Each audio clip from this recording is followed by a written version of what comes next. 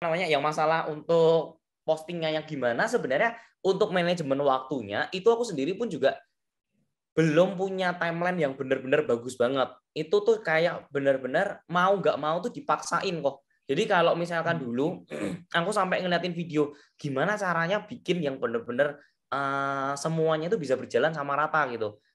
Tapi ya nggak benar-benar nggak bisa ketemuin kayak formulanya tuh yang enak gimana. Sampai aku lihat video itu tentang harus kalau kamu ngerasa nggak punya waktu ya kamu create waktu. Makanya kayak dulu itu aku benar-benar ngadain challenge untuk bangun jam 5 pagi. Itu aku ngadain challenge untuk bangun jam 5 pagi supaya ketika bangun ya harus create konten gitu. Walaupun bingung mau ngomong apa, yang penting udah buka kamera dulu, yang penting langsung itu terserah mau ngomong apa, yang penting udah mulai buka dulu. Karena kalau dulu kan bener-bener masih belepotan banget. Jadi kalau misalkan teman-teman ngelihat ketika aku terjun di YouTube itu masih belum banyak edukator yang punya standar bagus gitu. Jadi aku sendiri pun nggak punya standar yang bagus ketika ngomong belepotan, nggak ada yang bagus gimana, editnya gimana juga nggak ngerti. Kan kalau misalkan di 2020 enak tuh punya punya privilege untuk ngeliatin oh edukator ini pakai desain kayak gini-gini, oh kayak gini-gini. Tapi kalau di zamanku itu bener-bener susah banget karena cara bikin struktur ceritanya aja tuh juga udah bingung banget. Nah makanya mutusin yaudah aku sebisa mungkin rajin-rajin setiap pagi jam 5 pagi harus ke kantor nyalain kamera, yang penting ngomong, hasilnya 1 jam untuk riset, habis itu 1 jam lagi untuk bikin kontennya itu. Nah itu sampai sampai segitunya sih. Nah kemudian baru kayak terus habis itu muncul TikTok lagi, muncul Instagram lagi, wah itu tambah pusing lagi. Ini satu aja udah setengah mati, tambah lagi satu lagi, tambah satu lagi, apalagi audiensnya tuh berbeda-beda banget. Kalau aku ngeliat yang di TikTok ini tuh bener-bener kalau audiensnya yang pengen bener-bener fresh. Kalau misalkan ngelihat itu dia nggak capek. Gimana caranya kita bisa mendeliver sesuatu yang sebenarnya panjang nih, konten-konten tentang properti kan panjang banget ceritanya, angkanya panjang, detailnya panjang. Tapi kalau ngelihat itu ya, maksudnya kalau ngelihat udah panjang-panjang gitu, gimana cara take dalam waktu 1 menit. Nah itu kan hal yang berbeda lagi. Itu benar-benar konsisten selama berapa tahun ya? 1 tahunan deh. Itu benar-benar udah yaudah coba deh bangun pagi jam 5 pagi bikin YouTube dulu. Nanti habis itu kerja dari jam 8 sampai jam 5 biasanya jam 5 yaudah yuk coba bikin konten tuh. Nah, itu pun juga sebenarnya gimana caranya aku bisa konsisten dengan cara karena pada saat itu nggak ada kreator-kreator yang bisa mendukung, makanya aku men-challenge kalau misalkan aku nggak bangun jam 5 pagi, itu aku kasih uang ke followersku di Instagram itu 100.000. Jadi kalau misalkan aku sampai telat bangun, nggak bangun di jam 5 dan aku nggak story di jam 5, aku kasih uang 100.000 gitu. Nah, kalau misalkan nah terus habis itu untuk gimana biar konsisten sama TikToknya, itu aku sampai bikin grup. Jadi kalau misalkan teman-teman tahu, aku tuh ada grup khusus yang namanya sama temanku namanya Yola sama satu lagi Ricky. Jadi bareng-bareng kita bilang kalau misalkan sampai ada satu orang yang nggak ngepost itu bayar 50.000 dan denda berkali lipat. Jadi maksudnya kalau misalkan sekarang hari pertama nggak ngepost itu denda 50.000, hari kedua nggak ngepost dendanya 100.000, kalau hari ketiga nggak ngepost 200.000. Jadi kan semakin lama semakin besar lah. Nah semakin besar ini semakin nggak mau nih kalau nggak ngepost. Jadi apapun setiap harinya tuh pasti harus diwajibin untuk ngepost gitu. Kalau nggak ada rasa untuk kayak harus jadi suatu keharusan. Jadi kalau aku ngeliat sih sebenarnya kalau dibilang capek, capek banget gitu. Tapi ya di zaman sekarang tuh menurutku ya bagus itu nggak cukup.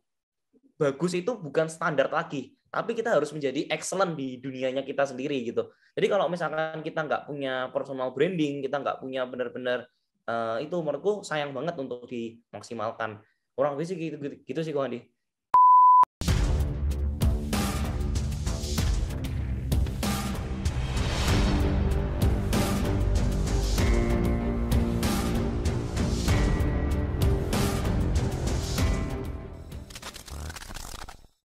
Kalau saya ambil kesimpulan tadi ya, berarti membutuhkan komitmen, konsistensi, kerja keras gitu ya untuk Bro Antoni bisa mencapai seperti sekarang ini. Jadi nggak ujuk-ujuk wah langsung TikToknya ratusan ribu, nggak ujuk-ujuk YouTube-nya puluhan ribu, nggak gitu ya. Karena pasti ada effort yang harus dikerjain gitu kan. Oke, saya sih juga ngerasain sih, saya punya YouTube channel setahun baru 2.400 ininya subscriber. Makanya ini saya juga mau menggali lebih banyak ya. Dan saya juga terus terang aja bingung. Saya yakin teman-teman yang lain juga bingung ya. Kita harus mulainya dari mana ini, Bro? Tadi kan kalau Bro Antoni kan pas lagi dalam tanda kutip momentumnya dapatnya kan di TikTok gitu ya. Nah, kalau kita di sekarang nih yang kita anggaplah kita belum punya media sosial, kita harus mulainya dari mana dulu nih? Ada tips nggak buat kita gitu? Oke. Sebenarnya gini kok. Aku tuh belajar banget karena memang benar-benar ngikutin dari zaman pertama kali si Instagram itu muncul. Jadi aku benar-benar anak-anak dulu tuh aku sempat mau ikut Indofitgram. Jadi kalau teman-teman yang mungkin ngikutin zaman Instagram pertama itu pasti kenal banget sama namanya Indofitgram. Itu kelompok kreator-kreator. Tapi ketika aku buat video-video kayak lucu-lucuan, ngeprank-ngeprangan, itu dimarahin sama orang tua gitu. Nanti kamu mau dilihat mertuamu sebagai apa gitu. Masa kamu malah ngeprank-ngeprank gitu. Jadi, nah itu akhirnya aku tuh merenungkan niatku untuk menjadi kreator yang ngeprank-ngeprank kayak gitu. Padahal dulu seneng banget tuh. Udah sempat viral berkali-kali tapi akhirnya nggak mau ngelanjutin gitu kan karena ada mental kalau yang ngeprank gitu padahal itu ya bisa viral banget dan bisa cepat banget ya ininya ya perkembangannya ya. Cepet banget kok Andi, cuman kan waktu itu kan nggak dihargain kok Andi. Jadi memang untuk di pertama-tama itu pasti orang nggak menghargain itu. Kalau misalkan dibilang Instagram itu bisa jadi seperti ini, nggak ada yang tahu. Dan kalau misalkan semua orang tahu, pasti semua orang berebut untuk bisa memperebutkan posisi itu gitu loh. Jadi aku belajar banget, it's all about momentum. Ketika Instagram waktunya naik, aku nggak memaksimalkan dan aku punya mental block. Aku takut nih untuk ngepost. Aku takut nih nanti dikatain sama orang lain. Nah, akhirnya aku tuh miss the opportunity ketika Instagram lagi growing-nya, lagi gampang-gampangnya, nggak kayak sekarang yang dipotong jadi viewers cuma bisa nonton 10%. Ketika lagi gampang-gampangnya, aku nggak semaksimal mungkin. Aku terlambat kereta gitu, kehilangan keretanya. Nah, kemudian muncul namanya YouTube. YouTube itu benar-benar waktu di Indonesia lagi growing-growingnya tuh di zaman Atta Halilintar itu.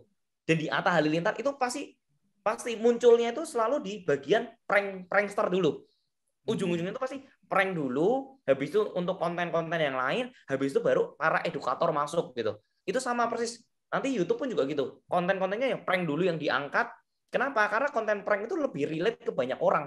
Dan kayak media-media sosial ini tuh memperhatikan, oh habit dari Indonesia ini suka yang dangdut, oh suka yang itu. Makanya dia bentuk dulu nih kolamnya. Ketika mereka udah punya audiens yang banyak, mereka yang alay-alay ini kan sudah terkumpul jadi satu.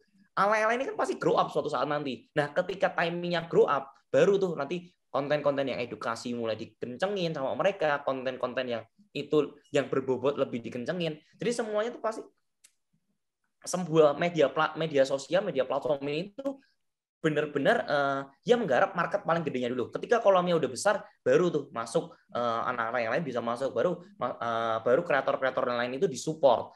Nah, ketika muncul di TikTok di tahun 2020, itu semua aku udah nontonin Gary Vee itu di tahun 2018. Aku masih inget banget dia tuh bilang kayak gini, nggak penting kamu itu mau jadi apa, nggak penting kamu itu mau jadi sejenius apa. Di zaman sekarang yang paling hebat itu adalah orang yang terkenal. Jadi kalau kita coba sebutin 5 top pengacara di Indonesia. Pasti kita langsung kepikirannya, oh Hotman Paris gitu. Padahal even Hotman Paris nggak sampai di 5 besar ini gitu.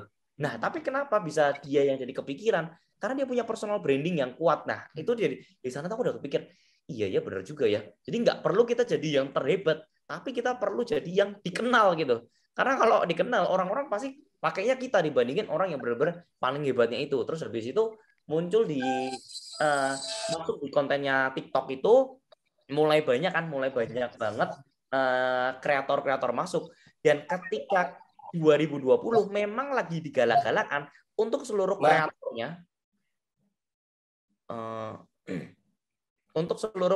itu yang pembelajaran tentang edukasi itu memang diangkat banget. Jadi semua video tentang edukasi itu pasti FYP gitu. Nah, cuman dikurasi lagi sama orang-orang TikToknya. Kira-kira yang pantas dibikin FYP yang mana? Kira-kira yang berbobot yang mana gitu. Nah, di situ baru akhirnya aku tuh bener-bener kayak melesatnya tuh cepet banget gitu kok. Di konten-konten yang itu. Dan iya, jadi kalau misalkan buat teman-teman, itu sih sebenarnya aku saranin yang paling gampang itu masuk ke dunia TikTok-nya dulu. Karena TikTok itu tuh bakal ngajarin teman-teman cara untuk berkreasi. Cara untuk teman-teman itu effortnya nggak perlu terlalu besar gitu. Karena kalau di YouTube itu sebelum mulai aja teman-teman harus invest gede-gedean banget tuh. Mulai dari kameranya, mulai dari lighting-nya, mulai dari setup tempatnya. Tapi kalau di TikTok itu cukup pakai HP aja udah bisa nikmat banget gitu kalau yang teman-teman lihat. Jadi kalau teman-teman mau mendingan starting dari apa? Starting dari bikin konten-konten di TikTok, habis itu konten-konten di TikTok-nya itu di boosting ke platform-platform yang lain gitu. Nah, kayak kalau udah modelku zaman kalau mudah, tapi nanti kalau udah mulai terstruktur, itu semua udah ada yang ngerjain semua. Jadi kayak kalau kayak sekarang itu konten TikTokku sendiri sebenarnya bukan aku lagi yang buat gitu. Jadi kerjaanku itu cuman apa ya? Cuman jadi artisnya doang gitu loh. Jadi yang bikin skripnya udah bukan aku karena aku udah punya formatnya. Nanti take-nya video itu juga nggak ngetik pakai mukaku tapi jahit dari video-video yang lama. Terus habis itu voice over, tinggal kerjanya cuma voice over doang. Setelah itu nanti untuk bagian editing udah disuruh tim editor, setelah itu tinggal di post gitu. Tapi untuk benar-benar teman sampai bisa nemuin formula itu ya memang harus sendiri semua sih. Dulu sih aku sendiri semua sih, dari nyari idenya sendiri, bikin skripnya sendiri, ngomongnya sendiri, editingnya sendiri, jadwal postingnya sendiri, ngebalesin komennya sendiri, analisanya juga sendiri. Jadi itu yang dilakuin semua sendiri sih. Menarik ya. Berarti kalau sekarang Bro Antoni bilang bahwa platform yang masih oke, momentumnya masih cukup bagus dibandingin Instagram, apalagi Facebook ya. Kalau Facebook kan generasi bapak-bapak tuh. Jadi sekarang ini TikTok itu masih oke ya. Meskipun kalau dari saya sih pandangannya juga TikTok sih udah mulai agak terlambat juga nih. Tapi masih menurut Bro Antoni masih oke ya mau start dari TikTok ya. Lebih oke dibandingin platform lain, itu lebih terlambat lagi. Oh iya betul ya. Oke, kita bandinginnya sama yang lain yang lebih terlambat ya. Jadi TikTok Betul. itu lebih oke karena usernya banyak dan anak muda, jadi cocok segmen marketnya untuk kos-kosan, terus gampang FYP, terus gampang viral, terus untuk pengoperasiannya dan untuk edit gambarnya segala macam itu lebih gampang gitu ya. Benar ya? Oke. Ya, betul. Terus gini, kalau kita sebagai pemilik kos-kosan, kita kalau misalnya mau bikin video di TikTok tuh kontennya apa ya sebaiknya ya?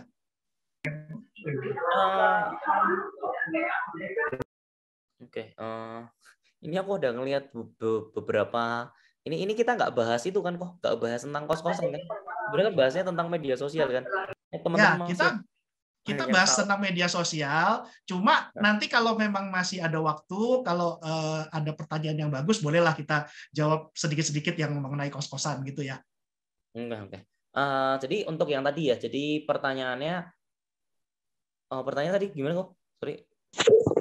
Untuk pemilik kos-kosan itu kalau kita mau mulai di TikTok itu ide kontennya apa yang sebaiknya kita gunakan gitu? Sebenarnya gini, kalau misalkan untuk pemilik kosan, balik lagi itu paling gampang itu adalah itunya sih. Jadi ada dua sih sebenarnya kalau aku perhatiin ya. Konten itu tuh bukan berarti yang ya sebenarnya konten itu tuh bukan melulu tentang suatu gambar yang bagus. Gambar yang bagus itu memang mendukung. Tapi ada hal yang lebih penting daripada itu, yaitu adalah story-nya sendiri. Message apa yang pengen disampaikan. Nah, itu yang sebenarnya bisa bikin viral itu adalah message-nya. Nah, kalau Bapak Ibu mungkin pemilik kos-kosan, itu mungkin bisa di dua hal. Yang pertama adalah kos-kosan itu sendiri, invest di kos-kosan sendiri. Itu artinya apa? Bikin kamarnya itu memang bagus gitu. bikin kamarnya itu memang unik. Karena sebenarnya gini, kalau bapak ibu mikirnya, wah kamarnya kemahalan nih, invest di kamar butuh tambah sekitar 5 juta, 10 juta gitu. Sedang Zoom meeting. Ya kalau misalkan sorry ini ada yang bocor dari tadi, bocor terus, saya remove terus aja ya, sekalian. Ke-disrupt terus. Ya lanjut bos. Ya terus habis itu bikin kontennya itu lebih ke arah yang pertama, message-nya yang mau dia sampaikan itu bisa berupa apa? Bisa berupa dari interior kamar yang pengen dibuatnya itu. Misalkan setiap satu kamar itu punya cerita masing-masing, itu juga mungkin bisa menarik gitu. Kos-kosan yang punya cerita, setiap kamarnya punya cerita sendiri-sendiri gitu. Nah, atau memang mengangkat konsep-konsep yang anak-anak suka gitu. Misalkan memang ada kos-kosan gaming atau kos-kosan yang benar-benar 100% anime gitu. Nah, itu pasti bakal viral gitu. Kalau konten-konten yang gitu. Jadi kalau teman-teman ngangkatnya itu adalah mikirnya adalah aduh bikin kosan seadanya aja. Nah, justru teman-teman kalau misalnya bikin kosan seadanya aja itu sebenarnya jauh lebih mahal loh. Karena teman-teman bayar ads-nya juga mungkin nggak laku-laku, bayar sales-nya juga setengah mati. Tapi ketika teman-teman bikin satu kamar yang memang proper, memang bagus, instagramable, itu nggak perlu konten segimanapun, ketika dilihat orang udah pasti suka gitu. Nah, atau yang kedua, kalau teman-teman ngerasa ini agak berat, kalau misalkan untuk merubah sebuah kamar, merubah untuk menjadikan sebuah konsep, teman-teman bisa pakai yang namanya value dari orangnya itu sendiri. Jadi teman-teman bisa jadi kreatornya itu, jadi sosok orangnya itu. Misalkan teman-teman jadi ibu kos yang galak banget gitu. Nah, itu pasti viral tuh. Nah, jadi atau bapak kos yang baik hati banget, setiap hari ngasakin Indomie, setiap hari masakin itu bisa jadi kos-kosan yang jadi viral juga gitu. Jadi kreator itu memang harus punya identitinya. Message yang mau disampaikan tuh apa gitu. Entah kalian pengen disebut jadi bapak kos humble atau bapak kos kaya gitu kan, atau ibu kos paling galak sedunia gitu, ibu kos tergalak gitu kan. Nah, itu pasti viral. Atau ibu kos terseksi. Nah, itu kan pasti jadi kontroversi semua gitu yang kayak gitu-gitu. Jadi macam-macam hal itu ketika teman-teman sudah punya niche yang begitu dan teman-teman terus fokus ke situ, itu pasti naik gitu. Jadi nggak melulu tentang itu, tapi ya memang harus ada effort yang dikeluarkan gitu. Memang ada effort yang benar-benar teman-teman tahu nih, aku mau jadi orang yang seperti apa gitu. Berarti intinya kalau kamarnya bagus, itu akan viral dengan sendirinya ya. Kita nggak usah terlalu repot-repot pasang ads segala macam. Terus yang kedua, kalau memang kamarnya ternyata dalam tanda kutip biasa-biasa aja, itu tadi bilang kita bikin story ya. Kita bikin story, jadi seolah-olah kita jadi bapak kos yang baik, atau misalnya jadi ibu kos yang galak atau apa. Itu yang penting ada story-nya yang supaya orang kalau nonton itu bisa tertarik gitu ya. Nah, betul. Pertanyaan berikutnya nih, kalau kita yang benar-benar, aduh nggak bisa deh, nggak sanggup deh, boro-boro mau mikir punya ide apa, bikin ide ini, bikin ide itu. Nah, untuk syutingnya aja, untuk bikin videonya aja, kita udah kagak kepikiran gitu. Nah, menurut Bro Antoni, kalau kita bayar orang, itu sebenarnya bagus nggak efeknya buat kos kita? Jadi kan sekarang banyak tuh agency yang terima posting feed di Instagram, posting di TikTok, itu kita bayar gitu. Menurut Bro Antoni, itu efektif nggak untuk bantu kos kita supaya bisa lebih dikenal atau lebih bagus okupansinya? Oke, pertanyaan bagus. Jadi kalau misalkan bingung mau ngapain ya, misalkan udah tua atau mungkin gini, kalau memang masalahnya adalah nggak ngerti cara bikin storyboardnya, itu bisa hire anak-anak muda, bisa hire anak-anak Gen Z. Mereka punya pemikiran itu jenius banget. Even kalau sekarang aku lihat, aku bahkan udah nggak bisa ngikutin yang Gen Z itu otaknya itu seperti apa tuh udah nggak bisa gitu. Kalau ngelihat bener-bener sampai dalam, Gen Z itu starting mulai bisnis tuh umur 13 tahun, umur 12 tahun dari itu. Bahkan aku ada PA aja tuh umur 18 tahun, tapi dia udah bisa ekspor gitu. Jadi kayak benar-benar memang zamannya sudah berubah banget sih. Jadi kalau mau nggak mau teman-teman merasa kesusahan ya hire anak-anak mudanya itu yang disuruh untuk bikin storyline-nya. Dan nanti gimana caranya mereka itu bisa meng-create story tanpa bapak ibu itu mungkin harus benar-benar acting gitu. Kalau misalnya nggak bisa acting, suruh mereka itu yang bikin ceritanya, habis itu bapak ibu tinggal voice over doang aja. Nah itu juga bisa. Tapi memang bapak ibu butuh effort untuk nyari anak muda yang benar-benar ngerti konten itu juga. Butuh effort untuk meluangkan waktu wawancara, terus habis itu ngertiin dunia kontenan itu seperti apa. Itu benar-benar butuh waktu lah buat itu semua sih. Nah, kalau tadi pertanyaan yang kedua apa sih, Bu Andi? Sorry. Yang kedua apa ya? Itu kalau kita hire agency untuk ngurusin media sosial kita. So far ya sebenarnya kalau aku kan udah cobain beberapa agency, banyak banget agensinya, sangat susah untuk dapat agency yang bagus. Kebanyakan kalau teman-teman lihat brand-brand besar itu building dari timnya sendiri, bukan dari agensinya orang lain. Karena ngurusin satu brand aja itu udah setengah mati, apalagi ngurusin 5 brand yang berbeda, 7 brand berbeda, apalagi ada satu agensi itu bisa 10 brand, bahkan 10 brandnya itu punya karakternya masing-masing, ada yang villa, ada yang rumah, ada yang F&B, ada yang baju, wah itu udah pasti kepecah banget gitu. Kita yang satu orang aja ngefokusin satu bidang aja setengah mati, agensi lagi lebih parah, industrinya nggak ngerti, cara bikin create kontennya nggak ngerti, itu udah setengah mati gitu. Tapi teman-teman mungkin bisa belajar dari perspektifnya agensi, cara mereka berpikirnya, gimana cara mereka itu. Cuman aku nggak yakin ada agensi yang benar-benar bisa 100% bagus banget sih. Even sampai sekarang pun aku juga hire agensi pun, tapi semua supervisi tetap semua dari aku juga. Kalau ini kayak endorse gitu, misalnya saya endorse Bro Antoni nih buat ngiklanin kos saya gitu. Itu kalau kayak gitu gimana? Efektif nggak? Kemarin tuh aku pernah coba tuh kayak endorse siapa tuh si Linda. Lumayan sih, lumayan yang tanya lumayan banyak kok. Jadi influencer itu cukup efektif ya kalau kita bisa kerjasama. Tapi tetap kembali ke produknya ya. Kalau kamar kita jelek juga kalau di marketing sama influencer sejago apapun juga efeknya juga sama juga bohong gitu ya.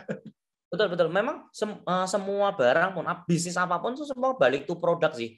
Mau marketing keluar gimana pun kalau produknya juga nggak bagus juga nggak percuma gitu. Jadi even ada salah satu digital marketing yang itu aku nggak bisa sebutin namanya, cuman dia gede banget. Dia nge-handle project 500 revenue-nya 500 miliar per tahun.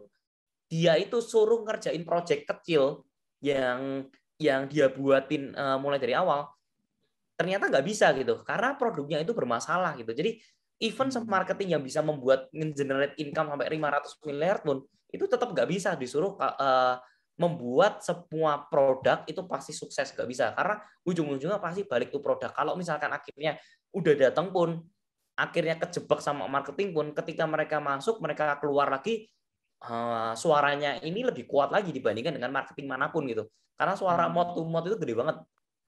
Ya. Mouth to ear ya, bukan mouth to mouth ya. Kalau mouth to mouth ciuman dong. Oh iya benar.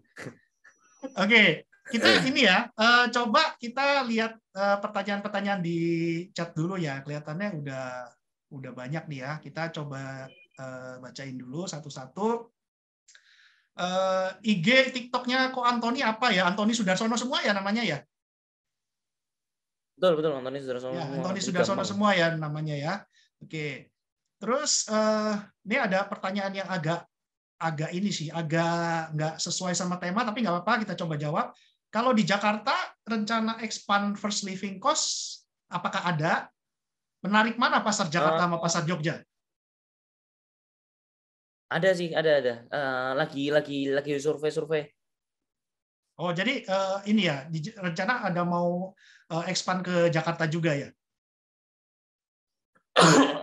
Tapi aku sih sebenarnya lagi ngelihat hal-hal baru sih. Jadi mungkin nggak bikin kos-kosan karena ini kan aku lagi bangun villa Jadi kayaknya lagi pengen coba-coba yang lain-lain dulu. Lagi explore apartemen sama villa dulu sih. Oh gitu. Jadi menurut Bro Antoni kos-kosan apa sekarang udah nggak prospek? Bukan nggak prospek. Kan kita selalu cari apa ya? Maksudnya kayak aku sih selalu ngelihat pengen nyobain semuanya gitu. Biar tahu yang mana yang sebenarnya yang paling bagus buat aku sendiri gitu. Karena kan aku ngelihat kalau kos-kosan ini ternyata bisa di manage dengan apa namanya? Ada keterbatasan waktunya sih sebenarnya kalau aku ngelihat. Keterbatasan waktu karena buatnya itu butuh waktu yang agak lama, growing-nya itu 1 tahun cuman bisa kayak 5 gitu kan, nggak bisa yang bener-bener fantastis kayak ratusan gitu. Nah aku pengen lagi ngulik nih yang gimana kayak mengenerate income tuh bisa langsung kayak ratusan dalam waktu 1 tahun gitu, puluhan dalam waktu 1 tahun. Nah gitu sih. Jadi kayak lagi nyoba trial and error gitu. Oke. Mumpung masih muda ya, jadi coba berbagai macam supaya tahu kira-kira mana sih yang intinya kan bisnis itu kan mana yang cuannya paling gede, bener kan? Kalau memang ternyata ada yang cuannya lebih gede dari kos-kosan ya kenapa kita harus bertahan di kos-kosan terus gitu. Nah kita ini aja lah, kita berpikiran ini aja ya, logis aja. Oke, kita lanjut. Selamat malam Bro Antoni, kami generasi tua, tidak banyak tahu tentang TikTok, Instagram, atau media yang sekarang terkenal. Bagaimana kita membuat branding untuk kos kita agar cepat dikenal oleh para tamu? Tadi kayaknya udah sedikit terjawab ini ya. Untuk awalnya coba bikin video pakai TikTok dulu ya. Jadi medianya pakai TikTok dulu. Terus kita lanjut untuk pertanyaan berikutnya, Bro Antoni, untuk memulai bikin konten di medsos, kira-kira yang sekarang lagi digemari dan potensi dapat banyak follower apa? Konten yang paling banyak digemari. Flexing. Flexing paling cepat lah. Oke, pamer-pamer ya. Pamer-pamer harta. Tadi juga di chat ada yang ngomong sih, kalau bikin konten pamer-pamer harta kayaknya lebih cepat itu untuk viralnya. Tapi nanti kalau ada yang nggak senang lebih cepat juga dilaporin polisinya ya.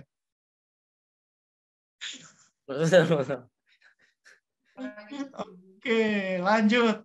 Semua butuh proses, nggak langsung dari media sosial terkenal. Bisa juga mulai dari daftarin lokasi kita di Google Business. Oke, ini saran ya. Karena memang bukan media sosial doang sih ya sekarang ya, karena zaman ini benar-benar perkembangannya sangat luar biasa. Dan menurut saya bahkan nanti di Web 3.0 itu justru media sosial itu akan mulai ditinggalkan. Kita akan mulai masuk ke namanya metaverse. Kalau Bro Antoni sendiri pandangannya mengenai Web 3.0 atau metaverse dengan teknologi blockchain-nya gimana? Oke. Ini menarik ya. Ini juga teman-teman alumniku itu juga itu sih. Lagi aku ajakin untuk kalau kita setiap kali meeting harian, meeting mingguan, itu tuh di dalam metaverse-nya itu sih. Jadi biar ada bayangan itu kayak kalau meeting itu kayak gimana gitu. Karena kan aku udah ada Oculus-nya kan. Jadi biar teman-teman juga bisa ikutin ngeliatin. Nah, sebenarnya kalau misalkan buat ke depannya gimana, sebenarnya metaverse itu masih jauh banget sih.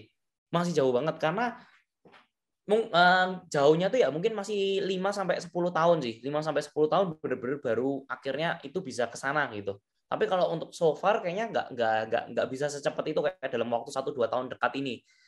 Karena balik lagi regulasinya itu masih susah. Jadi kalau kita perhatikan kenapa kemarin ini metanya si Facebook itu gagal terus, itu karena setiap kali dia mau bikin koin, yang pertama dia bikin koin Libra, mau bikin koin aman, itu pasti langsung dicekal sama pemerintah. Pemerintah selalu bilang kalau ini nggak bisa lah, ini nggak boleh lah. Nah makanya marketnya itu langsung crash terus. Setiap kali dia buat crash, setiap kali buat crash.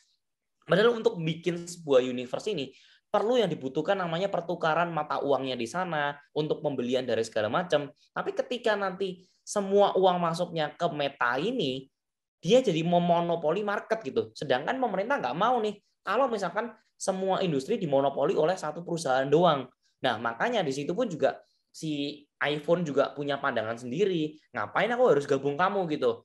Ngapain kamu pakai hardwareku tapi ujung-ujungnya masuknya di duitnya di kamu semua. iPhone menjaga privasinya mereka. Microsoft juga bilang akan membuat hal yang sama. Jadi mereka ini bakal masih apa ya namanya, masih mencari siapa yang sebenarnya paling kuat, gajah-gajah mana yang sebenarnya bisa narik traffic yang paling besar untuk akhirnya metaverse ini benar-benar jadi gitu. Nah sebenarnya sih kalau misalkan ngomong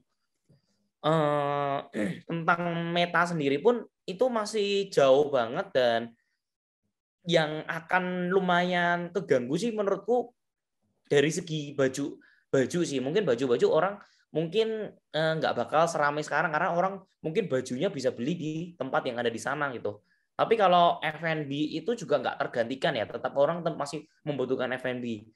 Kalau properti pun juga orang tetap masih butuh properti gitu, karena butuh space untuk kalian bisa pakai hardware-nya itu, bisa pakai untuk jalan-jalan di sana. Jadi masih dibutuhkan semua sih untuk itunya. Jadi industri yang mungkin yang agak kena duit, agak kena itu bukan berarti jadi kayak tiba-tiba penurunan kayak 90%, enggak juga. Cuman mungkin ada penurunan 30%, 40% dari industri fashionnya sendiri, karena kita lebih banyak menghabiskan waktu di dunia yang sana dibandingkan dunia aslinya kita gitu. Fashionnya mungkin beralih ya, fashionnya udah bukan fashion fisik tapi fashionnya jualan NFT ya. Jadi kita pakainya itu di avatar kita di metaverse itu ya. Betul. Tapi kalau kita ulik lebih lanjut nih, kira-kira metaverse mengganggu bisnis coach nggak nanti suatu saat?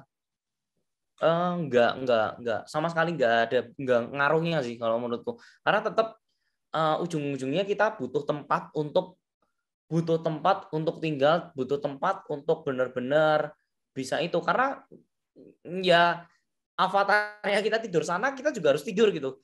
Kita tetap harus butuh tempat buat tidur juga sih gitu. Jadi enggak akan mengganggu. Cuman mungkin untuk kos-kosan yang bisa menunjang metaverse itu mungkin lebih diprioritaskan sama anak-anak. Misalkan internetnya lebih kencang, atau ada tempat untuk benar-benar bisa ngumpul bareng.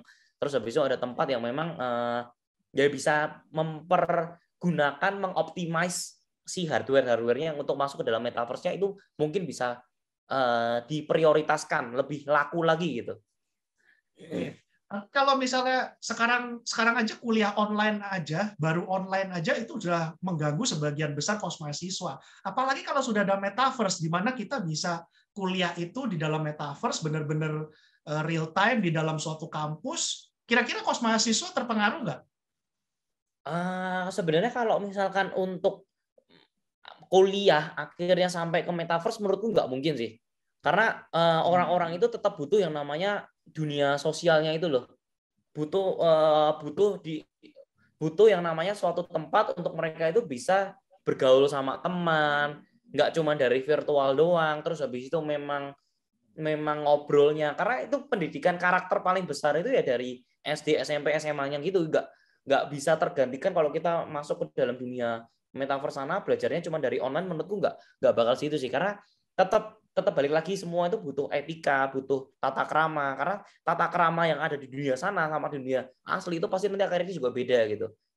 Itu menurutku nggak bakal tergantikan sih untuk yang pendidikan secara offline ya.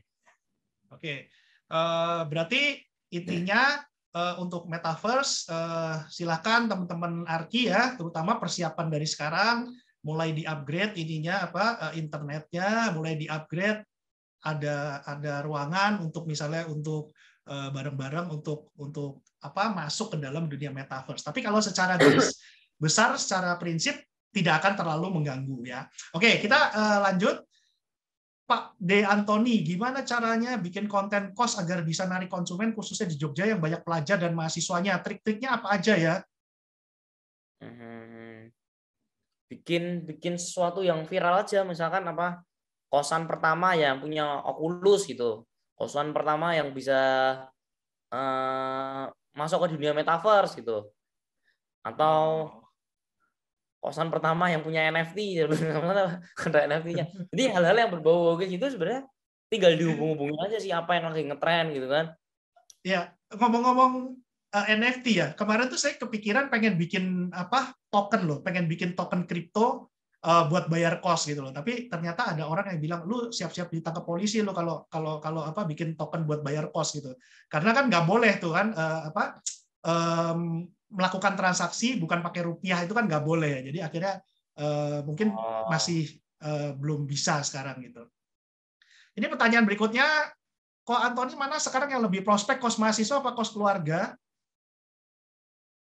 Tergantung tempat ya. Tergantung tempat sih. Kalau misalkan memang banyak kebutuhan keluarga ya bikinnya keluarga. Tapi kalau kebutuhan yang di sana di lokasi itu ternyata mahasiswa ya mahasiswa dibuat. Oke, berarti tergantung lokasi ya.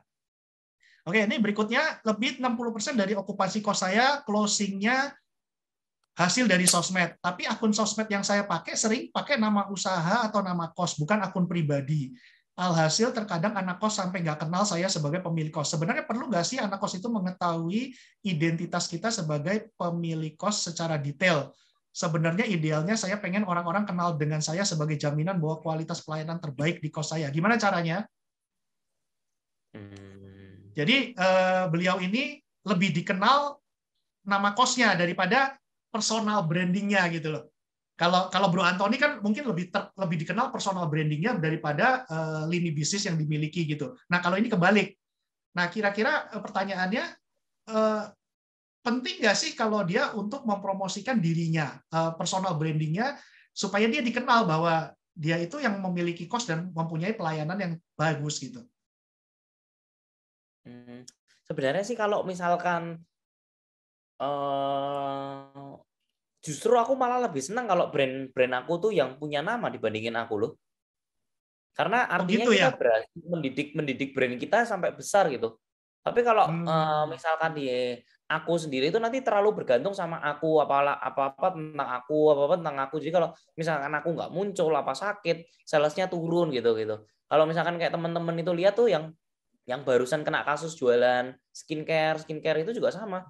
Habis kena kasus itu salesnya drop banget tuh. Salesnya drop banget karena terlalu bergantung sama personal brandingnya orang. Lebih bagus kalau misalkan ke brand gitu loh. Karena ketika satu brand berdiri, kalau misalkan brandnya ini yang rusak, kita pasti punya brand yang lain. Tapi kalau personal branding satu rusak, semua brandnya itu ikutan rusak ya. Semua rusak benar. Oke, berarti kalau tipsnya gimana? Jadi kita kalau misalnya mau memulai, kita lebih ke arah personal branding dulu atau ke bisnis branding dulu, corporate branding dulu? Sebenarnya paling gampang tuh personal branding loh. Kalau corporate branding aku juga susah sih. Aku sendiri juga ngalamin bikin konten di corporate branding. Corporate itu next level lagi. Challenge-nya itu gede banget. Untuk akhirnya kan nggak ada pesona tentang diri sendiri kan. Jadi kayak memang jauh lebih berat dibandingin itu. Cuman kalau Bapak Ibu sudah bisa di perusahaannya itu good banget, bagus banget malah. Jadi bagus itu sebenarnya ya kalau dia bisa justru mengembangkan nama kos-kosannya ya. Ada itu loh, ada yang menarik juga tuh. Di Bali itu kan ada yang jualan handphone tuh. Tapi dia pakai apa namanya cewek-cewek seksi terus tiap hari joget-joget di depan toko HP-nya gitu. Terus habis itu di TikTokin gitu. Itu benar-benar viral banget tuh, viral banget sampai semua views-nya yang itu gede banget. Nah itu tuh good ponsel betul. Itu benar-benar semuanya itu viral banget sampai akhirnya nah ini yang namanya personal branding tuh. Even kita even bapaknya ini langsung tahu namanya itu good ponsel. Jadi nggak melulu tentang kos-kosannya juga nggak masalah sih. Kalau misalkan teman-teman jual yang terlalu banyak itu, tapi teman-teman bisa membuat sebuah branding dengan cara yang lain itu juga menarik juga gitu. Ya. Kos-kosan banyak mungkin ya. Kayak gitu ya, nanti malah digerebek repot. Disangka kos Elvi lagi ya. Sekalian menyediakan ininya, menyediakan. Oke, pertanyaan berikutnya, seminggu bisa posting berapa post di IG atau TikTok, Bro Antoni? Nah, sekarang lagi ketemu formulanya. Jadi kayak saya mulai dari ketemu sama teman-teman kemarin sih aku sih kalau sekarang kayaknya yakin bisa itu sih. Jadi TikTok itu seminggu 7, Instagram seminggu 7, YouTube itu ya sama sih semua setiap hari sih. Hari itu posting. Iya, sampai posting. Karena sekarang Bro Antoni udah punya tim sih ya, jadinya nggak susah ya untuk ini ya, untuk posting rutin tiap hari gitu ya. Tapi kalau dulu awal-awal posting nggak beraturan gitu atau gimana? Nah, dulu aku memang fokusnya cuma di satu platform kan, Di. Jadi kalau dulu memang kontennya tuh benar-benar cuma di TikTok doang, dan itu 100% setiap hari kita ngepost terus, dipaksain untuk ngepost. YouTube cuman seminggu 2 kali 3 kali gitu. Oke, terus cara untuk cari ide konten supaya bisa ada terus itu gimana caranya, Bro Antoni? Nah, biasanya itu aku ngeliatin dari, sebenarnya gini, paling gampang buat Bapak Ibu yang kira-kira nih bingung banget nih mau buat konten kayak gimana. Udah tiru aja apa yang viral di luar negeri, coba diaplikasikan dengan pakai bahasa Indonesia. Udah itu udah cara paling gampang banget. Supaya apa? Supaya Bapak Ibu tuh belajar cara yang namanya bikin konten, cara ngomong, cara taking video. Nanti Bapak Ibu mulai belajarnya dari sana gitu. Walaupun nanti akhirnya Bapak Ibu mungkin ngerasa kayak, aduh susah banyak dihujat sama netizen nih, katanya niru, copy paste apa segala macam. Nggak masalah gitu. Yang penting Bapak Ibu sudah selangkah lebih maju dulu, ngerti cara menggunakan sosial medianya itu. Nanti kalau misalkan udah tahu nih, oh ternyata konten ini diminati, oh ternyata ini gini. Nah baru nanti Bapak Ibu fokus ke niche yang itu terus gitu. Jadi itu startingnya mulai dari situ dulu sih. Jadi buat dulu konten-konten yang dari luar negeri, copy paste semua, bener-bener copy paste-nya tuh detail gitu, sampai detik-detiknya di detail, terus sampai itunya. Kalau Bapak Ibu perhatiin, aku tuh punya skrip, bener-bener bikin skripnya itu sampai aku tulisin gini loh. Kayak yang misalkan ada orang luar negeri bilang, bagaimana cara membeli rumah ini hanya dalam 5 detik gitu kan. Nanti aku tulis, bagaimana cara membeli rumah ini dalam waktu 5 detik. Terus ini harus diomongin dalam waktu 2 detik. Terus habis itu dari sini ganti scene lagi. Bagaimana caranya? Yang pertama adalah ini. Itu berapa detik? Itu benar-benar tak formatin, benar-benar jadi satu format gitu. Secapek itu memang, secapek itu. Tapi ini satu good quality content itu bakal changing seluruh media sosialnya Bapak Ibu. Jadi kalau misalkan dulu, aduh yang penting asal post lah, yang penting udah ngepost lah. Memang ngepost boleh, cuman kalau ngepost tapi nggak dibarengin dengan quality, teman-teman nggak memperbaiki itu, habis ngepost ya udah nggak dipikirin lagi, ya teman-teman nggak bakal berubah kemana-mana gitu. Makanya aku pikir, yaudahlah daripada aku bikin 10 konten satu hari, misalkan 1 jam, bikin 10 konten 1 jam selama 1 minggu, itu kan kita habis spend waktu 7 jam. Tapi kalau kita tunggu. Kita tunggu bentar, kita ngeliatin orang lain cara buatnya gimana, kita breakdown satu-satu, mungkin bisa bikin waktu tuh 3 jam. Tapi 3 jam ini views-nya tuh bisa lebih gede dibandingin 7 postingan setiap hari yang nggak ada views-nya gitu loh. Jadi memang kita benar-benar mungkin butuh rehat sebentar, kita benar-benar ngelihat cara orang lain itu buat sebuah konten. Nah dari situ baru kayak ngeliatan, oh ternyata gini ya cara buatnya, oh ternyata gini ya gitu. Gitu sih sebenarnya. Oke, berarti ini cara lama ya, cara ATM ya, amati, tiru, modifikasi ya. Jadi amati, tiru, plek kalau dulu Pak. Oh, amati, tiru, plek malah ya. Cuma kan harus ditranslate dong dari bahasa Inggris ke bahasa Indonesia, kan harus dimodif dikit kan. Ya kan?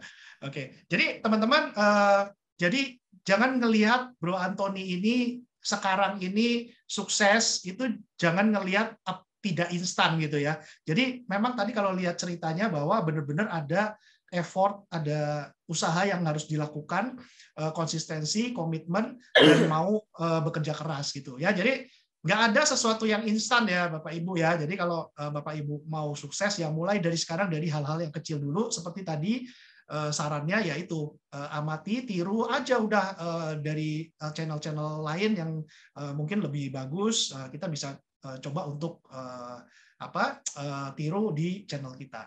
Nah kalau ini ngeditnya pakai apa Bro dulu biasanya? InShot. Ngedit videonya pakai apa? InShot. InShot ya, namanya InShot. Oke, kalau teknis belajar sendiri ya. Nggak mungkin kita minta Bro Antoni untuk ajarin. Oke, terus pertanyaan berikutnya. Wah, ini ada pertanyaan tentang properti, mau dijawab nggak nih? Menurut Ko Antoni, cara properti yang under value, apakah dari 3 sumber, dari penilaian KJPP, harga pasar, harga deal, dan harga jadi transaksi, dan harga NJOP, atau dari data lain apa untuk mencari properti under value? Ya datanya dari itu dong, datanya dari hasil appraisalnya itu kalau lebih rendah daripada itu berarti under value tuh gitu. Oke, berarti dari appraisal independen ya KJPP ya. Oke, kemudian pertanyaan berikutnya, kita tinggal 10 menit lagi nih ya. Teman-teman silakan saya kasih waktu 5 menit untuk masukin pertanyaan. Setelah itu nanti saya nggak bacain lagi ya. Ko Antoni, boleh tahu audiens TikTok itu usia berapa? Mungkin harus sesuaikan dengan target market kos-kosan nggak? Sebenarnya gini sih, kalau misalkan bicara tentang data ya, audiens TikTok tuh ternyata gede banget loh. Nggak cuma tentang anak-anak muda, tapi sampai orang tua pun sekarang juga ikut main. Jadi malah kalau misalkan teman-teman ngelihat itu, TikTok ini memang udah ngalahin dari seluruh platform lain sih. Jadi kalau benar-benar di detailing banget, si TikTok ini tuh marketnya ya Gen Z ada, cuman memang paling nggak Gen Z, udah nggak Gen Z lagi dia. Jadi kayak memang hampir rata loh, 30%. Karena aku pernah dengar dari webinar siapa ya, katanya si TikTok itu malah ternyata 40%-nya itu sudah menikah ternyata. Demografinya udah menikah ya? Iya, demografinya udah gede banget tuh. Oke. Berarti memang TikTok ini sudah bertransformasi ya dari yang awalnya anak-anak alay yang joget-joget, terus aneh-aneh gitu, sekarang sudah bertransformasi dan sekarang segmen marketnya itu sudah sangat luas ya. Bahkan umur yang Gen X, baby boomer juga semuanya udah mulai masuk ke TikTok ya. Nah, ini pertanyaan saya nih. Kalau Bro Antoni sekarang udah jadi influencer terkenal ya, sering kan di endorse ya. Maksudnya suruh mengendorse produk ya. Kalau dari 3 platform nih, dari TikTok, Instagram, sama YouTube, paling gede tarifnya yang mana? Paling gede apa? Tarifnya yang mana paling gede? Paling gede ya YouTube lah. YouTube kan susah buat ya. Paling gede tetap YouTube ya? YouTube soalnya susah buatnya, Pak. Kalau yang lain kan gampang, kita kan bikin cepet banget itu. Meskipun YouTube subscriber-nya cuma 75.000 sama TikTok misalnya sudah 500.000 lebih, tetap tarifnya lebih gede YouTube ya? Karena sebenarnya aku nggak pengen orang ngambil YouTube juga sih. Ribet banget. Pengennya malah yang simpel-simpel aja gitu ya? Iya sih, harganya nggak beda jauh, cuman maksudnya effortnya itu jauh lebih gede YouTube, jauh banget.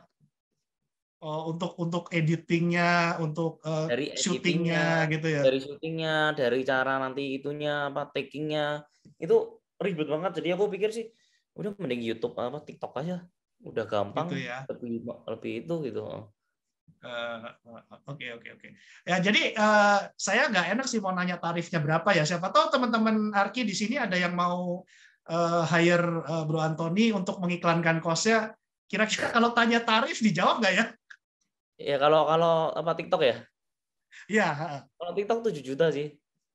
Wah, 7 juta itu sekali posting ya? Sekali posting ya, benar. Sekali posting 7 juta ya. Ya, Bapak Ibu kalau mau ngiklanin kosnya silakan hubungi Bro Antoni, siapin duitnya 7 juta ya. Nah, jadi di sini kita bisa lihat ya kerennya aset digital ya. Jadi sekarang ini kan kita aset itu bukan cuma tangible aset doang, bukan cuma aset fisik, tapi aset itu aset digital, intangible itu sungguh luar biasa, followernya banyak, subscriber banyak, itu buat endorse orang itu influencer itu tarifnya itu udah juta-jutaan. Bahkan saya kenal salah satu influencer juga di YouTube itu subscribernya 300.000 sekian, hampir 400.000, itu sekali posting video itu tarifnya sekitar 20-30 juta. Nah, jadi teman-teman mulai sekarang, ayo kita nggak usah ngomong gue udah tua, gue udah gagap teknologi apa ya, kita cobalah mulailah sekarang supaya kita siapa tahu nanti kita bisa juga seperti Bro Antoni ini. Oke, kita lanjut lagi. Ini yang lain sih rata-rata kebanyakan udah dijawab juga sih.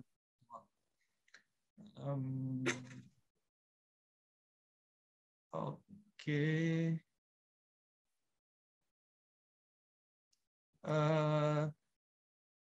Timnya ada berapa orang, Bro Antoni, dan tugasnya apa aja? Ini pertanyaan bagus banget sih.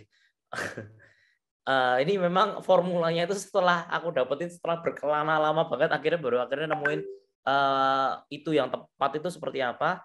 Yang pertama itu sebenarnya PA plus konten kreator. Jadi PA ini tugasnya nanti bakal jadi bantuin aku sih sebenarnya. Kalau PA ini memang bantuin tugasku semua, sama sekaligus dia yang bikinin skrip. Jadi nanti aku bakal kasihin format skripnya itu kayak gimana, cara bikin skripnya gimana. Nah itu dua kali dia yang buat. Nah kemudian setelah itu baru nanti masuk ke tahap si editor. Nah editor ini satu orang. Nah tapi kan waktu editor ini butuh ada yang namanya bikin jadwal posting, terus habis itu brand management. Nah ini namanya manajer project. Nah, dia yang dealing sama brand-brand besar, dealing sama itu. Nah, itu di dia. Nah, habis itu yang terakhir apa tadi namanya? Bikin naskah, editing, PA, editor. 4 orang ya berarti ya. Bikin naskah, PA, terus habis itu si Mbak Helmi itu nanti yang ngepost, terus editornya ada 1, terus sama iya 3, 4 ada 4 satu lagi siapa itu 4 orang total 4 orang 4 orang ya. 4 orang benar ya. Satu lagi ya dia nanti bagian analitik soalnya kerjanya digabungin sih. Dia bagian bikin thumbnail sama analitiknya. Jadi 5 ya, 5 orang ya timnya ya. 5 orang sama aku. 5 sama Bro Antoni sendiri ya. Oke. Terus syarat supaya TikTok kita FYP apa nih? Ada tipsnya nggak? Bikin sesuatu yang memang beda aja sih. Sensasional. Oke. Nggak ada misalnya harus pakai musik-musik yang lagi film gitu, efek nggak? Efek tapi nggak signifikan sih sebenarnya. Tetap semua ujung-ujung balik lagi ke quality message yang pengen disampaikan. Oke. Bro Antoni, kosnya ada berapa kamar sekarang? Di atas 100 lah. Di atas 100 ya. Cara manage cost yang banyak itu gimana? Ada tipsnya mungkin buat teman-teman Arki? Cara manage cost-nya. Kan banyak tuh ininya cabangnya. Cara manage cost-nya sebenarnya tanya ke Wandi lebih pinter sih. Wandi kan paling banyak kok saya. Cara manage cost-nya sebenarnya nggak simple ya. Ini nggak susah. Karena aku cukup punya, yang penting ada manajer operasional 1. Itu aja sekarang manajer operasional gabung sama pelaksana karena nggak terlalu banyak ngerjain apa-apanya. Jadi pelaksana sekaligus manajer operasional, admin 1, admin sales itu yang nanti adminnya sekaligus untuk ngiklan sama terus si accounting nanti untuk yang pendanaan sama finance, tapi finance-nya ngambilnya kayak double job sih sama perusahaanku yang lain gitu. Jadi itu sharing ya? Gajinya sharing ya? Gajinya sharing, benar. Bisa lebih murah ya. Nah, kalau dari platform media sosial itu kan sekarang ada ads-nya masing-masing ya. Kayak ada TikTok itu ada TikTok ads, terus ada Instagram ads, ada YouTube ads, ada Facebook ads. Itu kira-kira kalau kita pakai itu efektif nggak? Masih efektif kok, masih efektif banget. Efektif ya? Oke. Tapi kalau teman-teman mau paling murah, cobain yang TikTok ads ya, itu paling murah banget. TikTok Ads itu murah ya. Jadi murah kalau banget. kita TikTok Ads itu, jadi dia otomatis video kita tampil atau gimana ya? Betul, tampil. Tapi dia itu tampilnya seolah-olah kayak orang kreator itu yang buat videonya. Jadi kayak bener-bener soft banget. Akhirnya makanya banyak yang pesan gitu. Oh gitu. Oke. Jadi nggak kelihatan ininya ya, nggak kelihatan itu kalau itu iklan ya? Betul. Oke. Ini kayaknya pertanyaan udah selesai nih. Ini ada satu nih. Kos saya khusus mahasiswi dan hanya khusus dokter atau mahasiswi kedokteran. Bagaimana bagusnya saya mengiklan ya? Iklannya bagusnya gimana nih? Suruh di branding aja kosan dokter gitu. Atau mungkin ada hal-hal apa yang pakai dibikin viral gitu. Maksudnya kayak memang gelasnya terbuat dari suntik atau apa. Jadi kayak hal-hal yang kayak gitu-gitu loh. Yang kayak pegawainya juga mungkin pegawainya pakai baju dokter gitu ya. Baju dokter gitu. Nah, jadi kayak kosan dokter pertama di Indonesia gitu-gitu. Hal yang gitu-gitu aja disambung-sambungin gitu. Ya intinya kreativitas teman-teman semua lah ya. Gimana caranya supaya bisa membuat suatu itu jadi viral. Kos-kosannya Ko Antoni ini kan interiornya keren, bagus, ditemain kayak hotel. Untuk isi interiornya berapa ya per kamar budgetnya? Wah, beda-beda semua tempat gue. Oh beda-beda ya? Ya contoh salah satu lah. Ya interior ya paling di atas 10 lah. Di atas 10 juta itu per kamar itu udah termasuk elektronik nggak? Udah termasuk AC, TV, water heater, udah termasuk sama spring bed, sama lemari, meja, kursi, udah termasuk semua ya? Ya. 10 juta nggak terlalu mahal ternyata ya?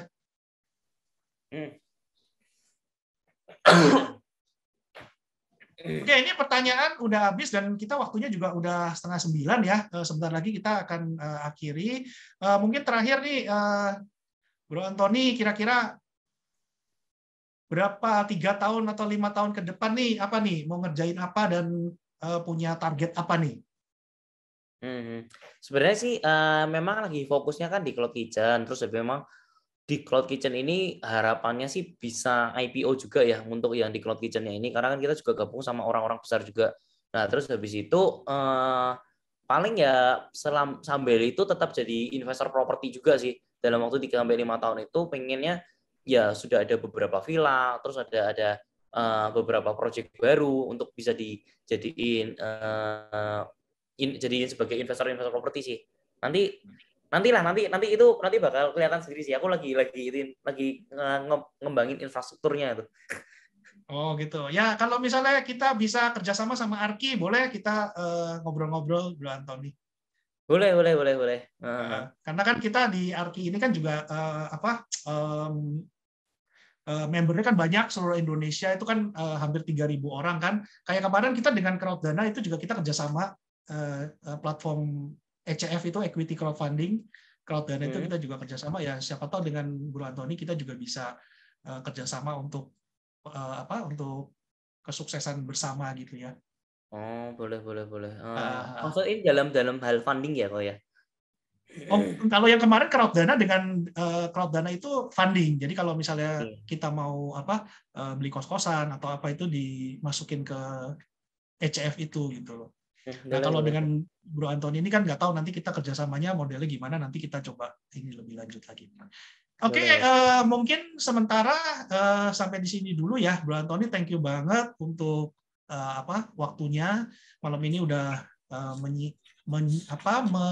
men-sharingkan pengalaman-pengalamannya dan meluangkan waktunya untuk sharing-sharing di teman-teman di Arki. Thank you banget, Bro Antoni. Nanti kapan-kapan kalau kita mau undang lagi dengan topik yang beda, bersedia ya. Oke, siap, Andi. Oke, thank you banget. Oke, saya kembalikan ke Pak Jeffrey ya. Oke, terima kasih Ko Antoni, Ko Andi atas sharingnya. Menarik sekali. Saya pikir sangat mudah dilakukan sebetulnya kalau kita kuncinya itu sangat harus konsisten, begitu ya Ko Antoni ya. Setiap hari harus upload. Nah, itu yang paling berat sebetulnya. Itu nggak mudah, ya kan? Saya membuat channel YouTube aja 1 minggu, 2 minggu udah lepas, sudah nggak bisa konsisten. Tapi ternyata kuncinya ada di sana kan gitu. Begitu Pak Antoni. Saya juga sedikit sebenarnya adalah mengikuti dari TikToknya Ko Antoni ini menarik juga. Pernah ya bikin video kapan enggak terlalu lama sih yang survei 100 itu ya, 100 anak kos, kebutuhan apa yang paling dibutuhkan kan gitu ya. Oh iya benar. Benar ya itu ya. Benar, itu ternyata nomor 1 itu kalau nggak salah kulkas itu waktu itu. Iya benar. Iya benar ya. Waduh, itu jadi inspirasi kan itu. Artinya memang selama ini kan kita tidak pernah melakukan hal-hal yang simpel tapi nendang gitu istilahnya kan gitu. Ya kan? Banyak sekali kalau teman-teman ingin mengikuti di follow untuk TikToknya, ya kan? Nah itu silakan. Tadi ada yang sempat tanya TikToknya apa, IG-nya apa, boleh sekalian ditaruh di kolom chat aja Ko Antoni. Kalau itu biar sekalian lebih bermanfaat lagi untuk teman-teman yang ada di sini, apa yang dilakukan oleh Ko Antoni, ya kan? Nah, itu bisa menjadi inspirasi bagi kita semua. Begitu, Ko Antoni. Ya, saya ucapkan terima kasih atas meluangkan waktunya. Semoga kita bisa berjumpa di waktu yang lain. Oke, terima kasih, Ko Antoni.